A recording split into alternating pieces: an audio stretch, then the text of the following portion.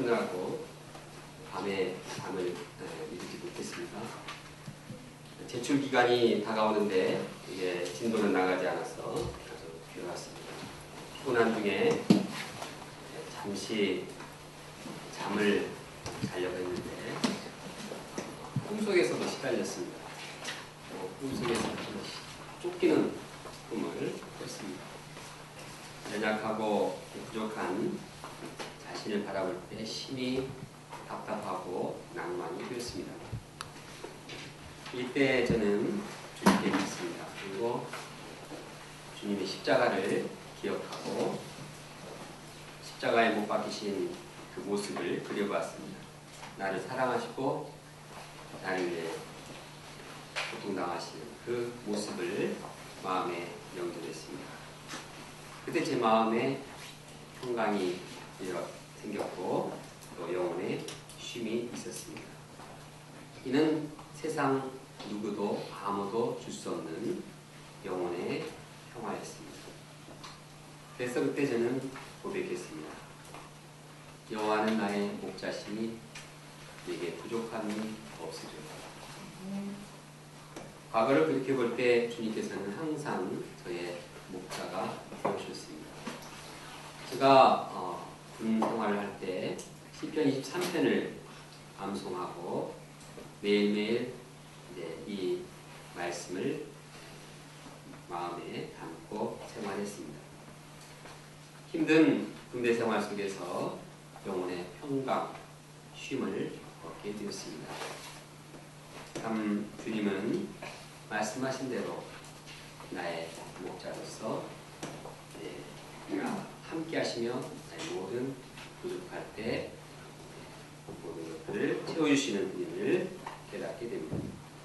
이 시간 우리 모두가 시편 23편을 묵상함으로써 예수님을 그리스도를 목자로 고백하고 쉼과 힘을 얻기를 간절히 원합니다. 나아가서 주님께 감사와 찬양을 드리기를 원합니다. 제1장 내게 부족함이 없으리로다. 시편 23편과 더불어서 시편 22편도 중요한 말씀입니다. 시편 22편 말씀은 그리스도의 고난과 죽음에 대한 예언이 나와 있습니다. 즉 그리스도께서 고난과 십자가의 죽으심으로 우리의 모든 죄를 사하시고 구원해 줄 것을 예고하고 있습니다. 이 내용에 이어서 시편 23편은 우리의 목자가 되시는 주님을 말씀하고 있습니다. 이 내용을 연결하면 그리스도께서 나를 위해서 고난을 받으시고 죽으심으로써 나의 목자가 되신다는 내용입니다.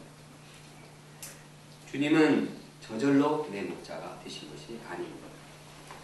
나를 위해 고난 당하시고 죽으셔서 나의 목자가 되시는 것입니다. 여기에는 목자의 헌신적이고 희생적인 사랑이 있습니다. 마치 우리가 어머니를 보고 당신은 나의 어머니입니다. 이렇게 말할 때는 그 말의 의미에는 어머니의 사랑과 어머니의 헌신과 희생이 담겨있는 것과 같습니다. 나를 낳으시고 나를 키우시고 나를 위해 수고하신 어머니, 당신은 나의 어머니입니다. 이렇게 말하는 것 같습니다. 예수 그리스도께서는 우리 각자를 위해서 고난 받으시고 죽으시고 그러므로 우리의 목자가 되셨습니다. 선한 목자는 양들을 위해서 희생하시는데 예수님은 우리의 목자가 되기 위해서 목숨을 아끼지 않으셨습니다. 이 목자 되신 그리스도로 인해서 우리는 부족함이 없습니다. 만족한 삶, 충만한 삶, 충분한 삶을 살게 되었습니다. 다같이 1절을 함께 읽어보겠습니다. 시작. 여호와는 나의 목자시니 내게 부족함이 없으리로다. 여호와는 나의 목자이십니다. 주님께서 내 목자로서 나의 부족함을 어떠한 부족함을 채워주십니까? 첫째, 나의 목자는 생명의 양식과 쉼을 주십니다. 목자는 무엇을 주신다고요? 생명의 양식과 쉼을 주십니다. 2절을 함께 읽어보겠습니다. 시작. 그가 나를 푸른 풀밭에 누이시며 쉴만한 물가로 인도하시는도다. 먼저 목자는 양을 위해서 생명의 양식을 먹입니다. 본문에 보면 양식을 먹인다는 내용이 없습니다. 대신에 푸른 풀밭으로 누이신다고 말하고 있습니다. 여기서 이 풀밭에 누인다는 말은 먹인다는 의미를 포함하고 있습니다. 왜냐하면 양들은 먹지 않고는 안 눕기 때문입니다. 먹어야지 배고프면 안 눕습니다. 그래서 풀밭에 누인다는 말은 그에게 생명의 양식을 공급하고 그를 편히 자도록 쉬도록 만든다는 것입니다. 이처럼 목자는 음식을 먹이고 나서 누이고 또 그를 쉴 만한 물가로 인도합니다. 양들은 겁이 많아서 물가도 잔잔한 물가로 인도해야 됩니다. 막 급류가 세고 막 이렇게 파도가 있고 이런 데는 무서워서 타가지 않습니다. 두려워합니다. 그래서 목자는 양들이 쉴 만한 물가로 인도하게 됩니다. 그래서 양이 안식을 누리면서 편안히 쉬게 인도합니다. 이와 같이 목자 되신 예수님은 우리 영혼을 채우는 생명의 양식을 주십니다. 우리는 말씀을 영접함으로써 영혼의 만족을 누리게 됩니다. 기쁨을 누리게 됩니다. 예수님은 말씀하십니다. 내가 생명의 떡이니 내게 오는 자는 결코 주리지 아니할 터이요 또한 나를 믿는 자는 영원히 목마르지 아니하리라. 예수님은 생명의 떡이 되셔서 우리에게 말씀을 통해서 영혼을 채워주십니다. 우리는 말씀을 영접할 때 영혼의 포만감을 누리게 됩니다. 우리 영혼을 채우기 위해서 또 하는 일이 있습니다. 같은 얘기지만 우리는 성찬을 통해서 우리의 영혼을 채우게 되는 것입니다. 성찬식은 예수님의 죽으심을 기념하는 것으로 끝나는 그런 행사가 아닙니다. 예수님은 성찬식에서 제자들에게 떡을 주시면서 말씀했습니다. 받아 먹으라, 이것은 내 몸이니라. 또한 포도주를 주시면서 말씀하셨습니다. 너희가 다 이것을 마시라.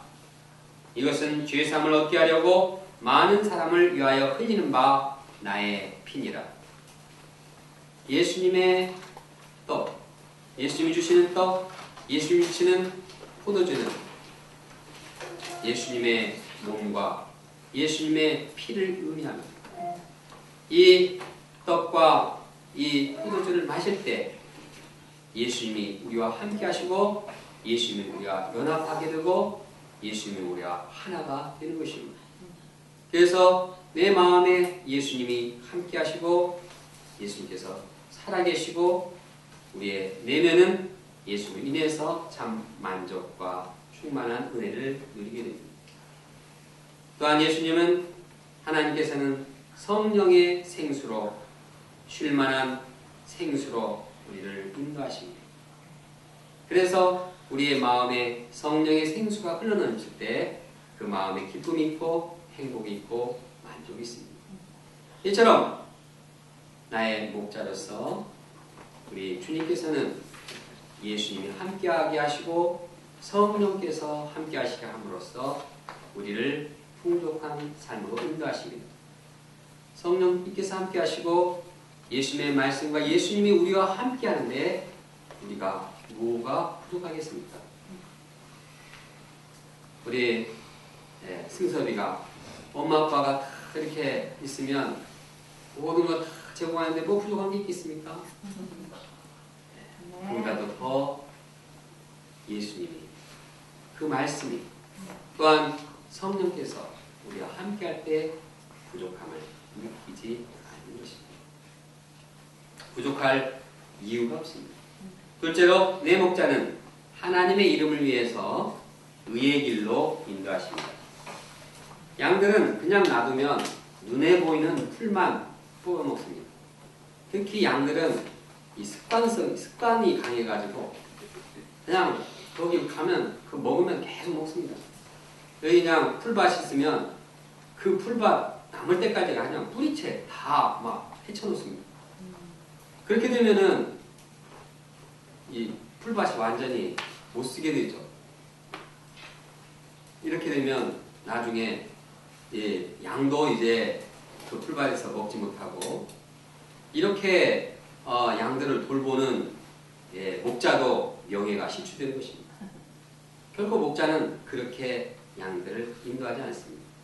목자는 양들이 하는 대로 내버려둬 이렇게 하지 않습니다. 왜? 그렇게 하면 양들이 어떻게 할 줄을 알기 때문입니다. 양들은 자기가 원하는 대로 합니다. 그런데 자기가 원하는 대로 하면 그 결과가 어떻게 됩니까? 결국 죄에 빠지고 또 시련에 헤매게 되고 이제 넘어지면 일어나지 못합니다. 결국은 심판과 멸망의 길을 자초할 수밖에 없습니다.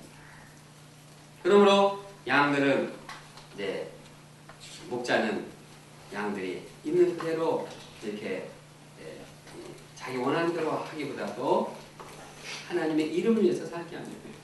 목자는 목초지를 이동하면서 여기서도 먹이고 조금 또 자라게 만들고 또 저쪽에서 또 먹이고 목초지를 이동하면서 양들을 인도하는 것입니다.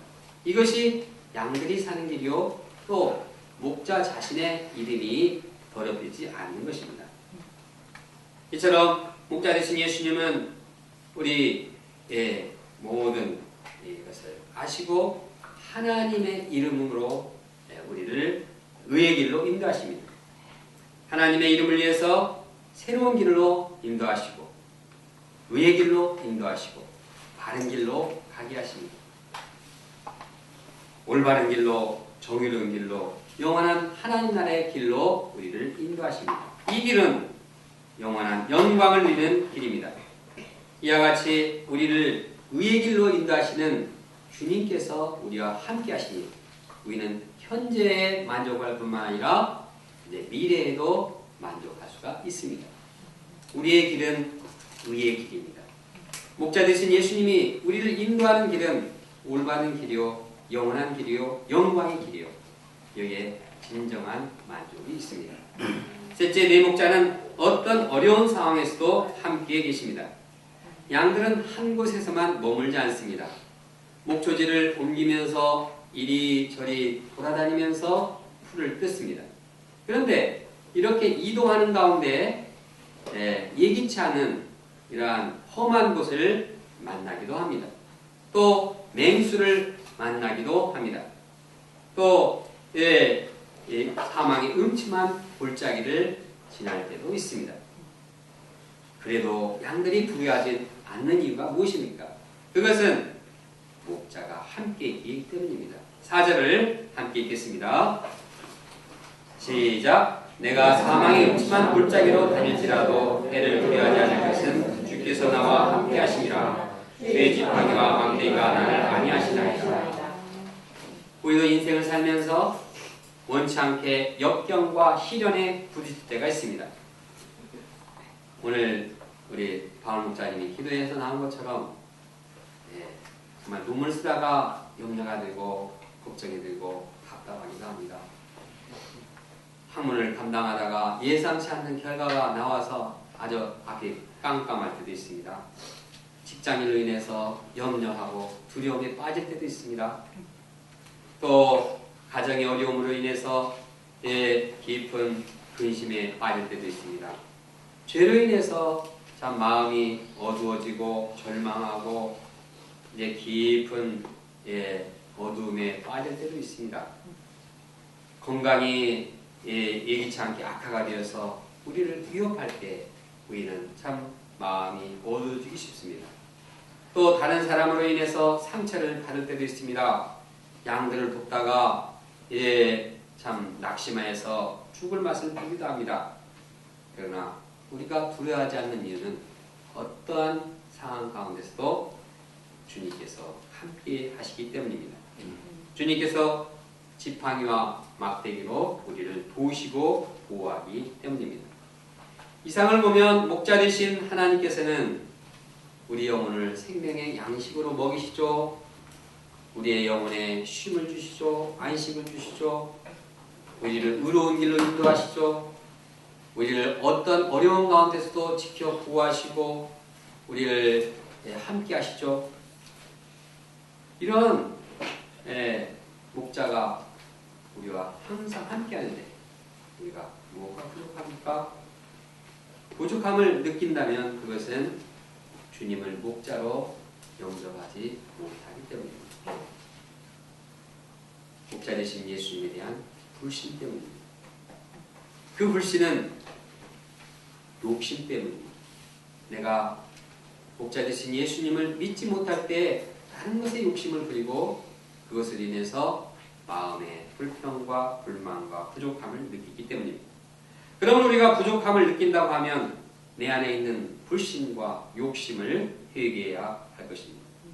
그리고 나와 함께 하시는 목자 되신 예수님을 영접해야 하겠습니다. 그런데 이제 주님만으로 만족하지 못하고 주님만으로 만족해 찬양은 부르지만 입에서는 주님만으로 만족한다고 하지만 속에서는 불만족해. 속에서는 딴 것도 필요해. 주님 말고 다른 것도 필요해. 이렇게 속으로 앓고 있는 사람이 있습니다. 그러나 이것은 잘못된 일입니다. 크리스찬이 이러한 방향을 잡을 때 그것은 잘못된 신앙의 길로 빠지게 됩니다. 그런데 우리가 그렇게 할 수 있다는 것을 생각하고 우리의 마음을 잘 잡아야 합니다. 주님은 나의 목자시니 내가 부족함이 없다.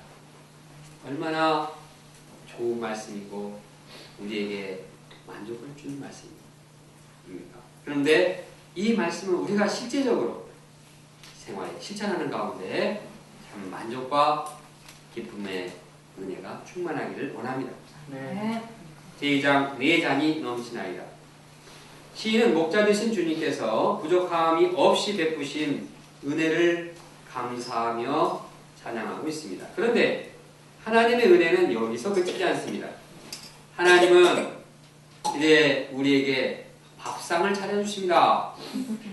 네, 위대한 밥상입니다. 화려한 밥상입니다. TV 프로그램에서 방영되지 않는 아주 굉장한 밥상입니다. 이 밥상은 영광스러운 밥상입니다. 5절을 함께 읽겠습니다.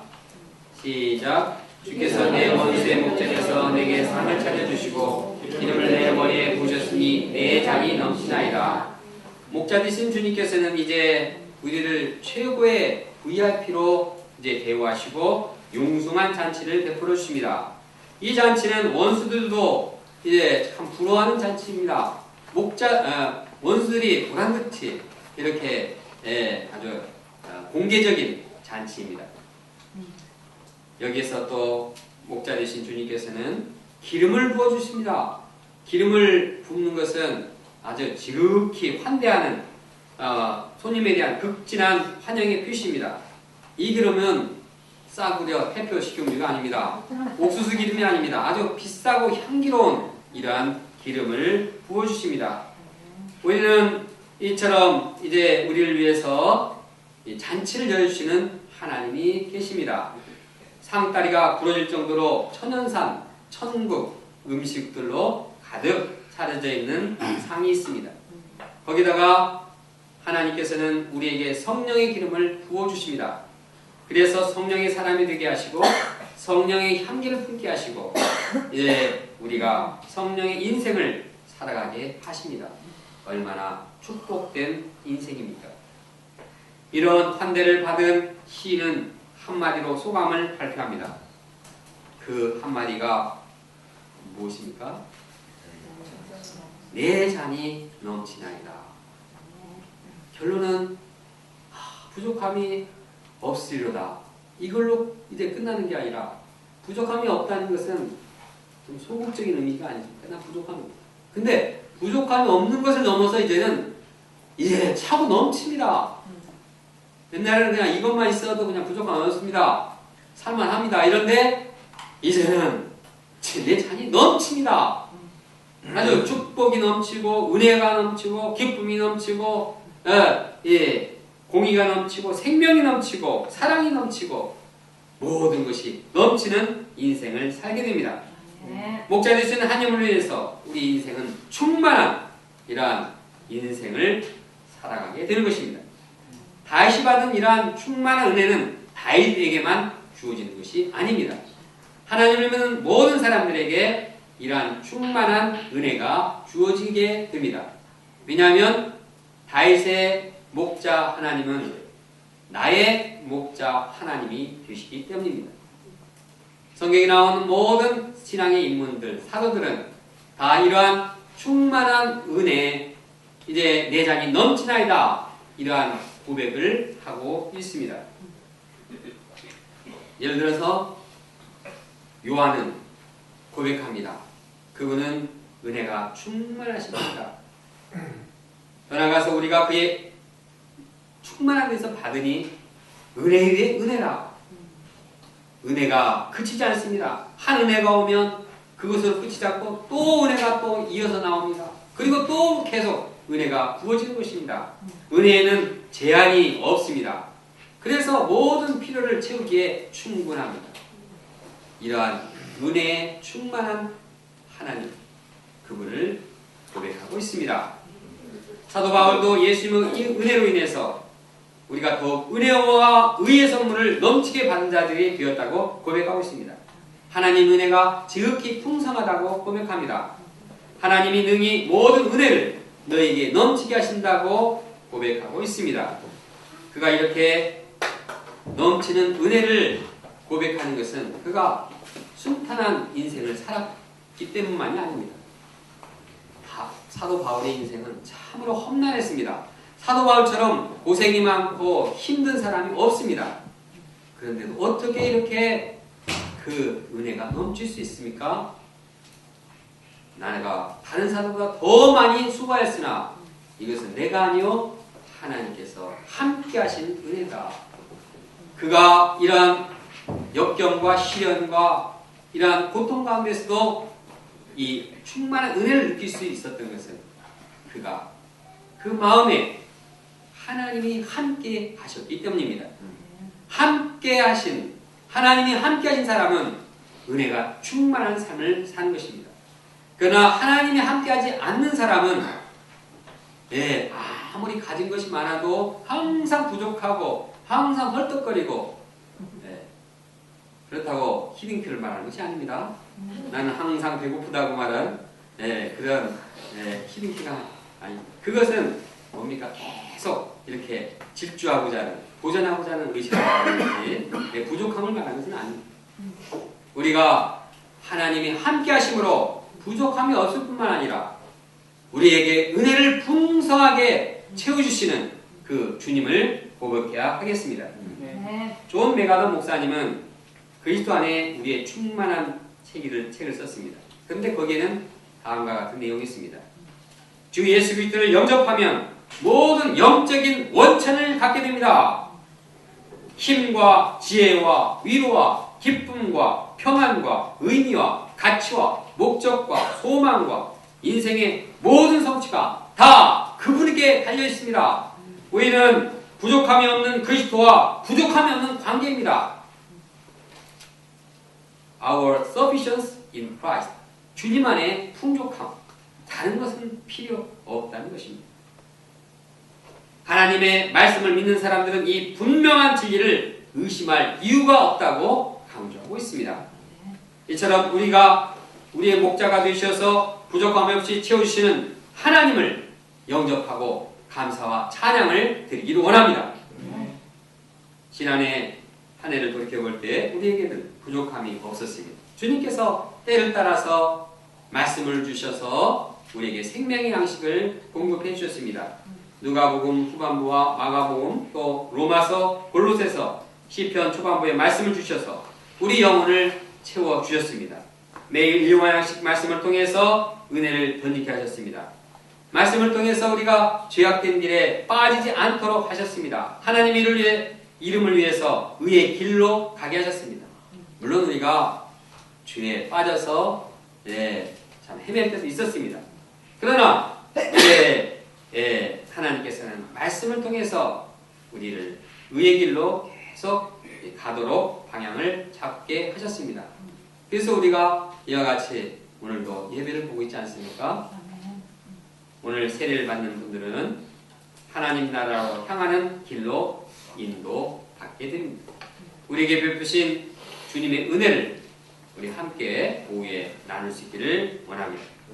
시인은 시를 마무리합니다. 6절을 함께 읽겠습니다. 시작. 내 평생의 선하심과 인자하심이 반드시 나를 따르니 내가 여호와의 집에 영원히 살리로다. 목자 되신 하나님은 선하고 인자하신 분입니다. 그분에게는 조금도 악이 없으십니다. 그분은 사랑이 많고 긍휼이 충만하신 분입니다. 그분께서 나를 항상 따르며 도와주십니다. 선하시고 인자하신 주님이 나와 항상 함께 하시고 나를 도와주십니다. 이러한 그 믿음이 있을 때 시인 다윗의 소원은 무엇입니까? 주님의 집에 영원히 살고자 합니다. 주님의 집에 영원히 살고자 하는 것은 주님과 항상 함께 하고자 하는 것입니다. 하나님과 항상 교제하고자 하는 것입니다. 왜냐하면 주님과 함께 할 때 주님이 목자가 되어주시고 우리를 부족함이 없게 하시며 우리를 의로운 길로 인도하시며 우리를 어떠한 어려운 가운데서도 보호하시고 영원한 하나님의 나라로 인도하시기 때문입니다. 은혜와 축복이 넘치는 인생을 살게 되는 것입니다. 그러므로 우리도 목자 되신 주님과 영원히 함께하고자 하는 분명한 인생의 방향을 소원을 갖기를 원합니다. 세상과 더불어 살기보다도 자기 생각과 더불어 살기보다도 나와 함께하신 우리 주님 그분과 더불어 살아가길 원합니다. 그때 우리 인생은 은혜와 축복이 잔이 넘치는 인생이 될 것입니다. 결론적으로 여호와는 나의 목자이십니다. 우리가 주님을 목자로 삼을 때 우리에게는 부족함이 없습니다. 주님께서는 우리 영혼의 생명의 양식과 쉼을 주십니다. 올바른 길로 인도하십니다. 또한 어려움과 시련이 있을지라도 보호하시고 지켜주십니다. 더 나아가서 우리는 하나님의 극진한 대우와 환영을 받습니다. 그리하여 하나님의 은혜와 축복이 넘치는 인생을 살게 됩니다. 그럼 우리가 항상 목자 되신 주님을 영접하며 은혜 가운데 살아가기를 간절히 기도합니다. 다 같이 5절 말씀을 함께 읽겠습니다.